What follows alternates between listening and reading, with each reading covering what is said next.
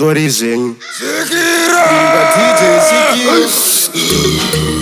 No la youth mine Baba buresi barimu Ayo big up Nola Very very feti Bwereka nisheti ayo big up mbuya Bakandipa mushonga Paketo ndakutonga Mamero ese ndo maria se mutonga Zimwe ngoma muchariza zimwe muchitenga Muchiti Nola youth uya akufara Vanokufara Vanoti kuteni Kwedu kune nzara Kwedu mama vakapfimba mudhara Baba vanopfimba mwana wavakazara Vanokufara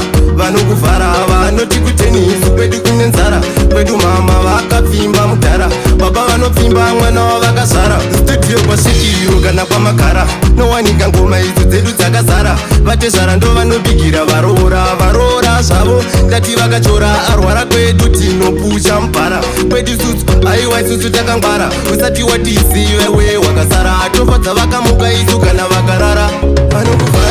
Vanokufara vanoti kuteni isu kwedu kune nzara Kwedu mama vakapfimba mudhara Baba vanopfimba mwana wavakazara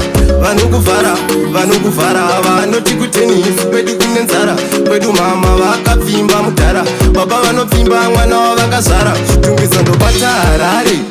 ndiri kugona samare Masawa iwo safare ndiko kuti vanhu vafare Ndarira kusvika mumbare Notoni ndiriko zvakare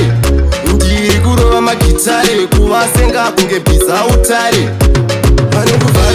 Vanokufara vanoti kuteni isu kwedu kune nzara Kwedu mama vakapfimba mudhara Baba vanopfimba mwana wavakazara Vanokufara vanoti kuteni isu kwedu kune nzara Kwedu mama vakapfimba mudhara Baba vanopfimba mwana wavakazara Mangoma ndinorova zvisina zera Mafanza angu akandisungira pera Mushaya kundobata iko kwa mudzara Tapedza toinda zakajerera kudzoka kwamagura Ndakanetsa nini nengoma dzinodhura Kunge pfuti kutobudisa mabara Kunge rekeni ndanga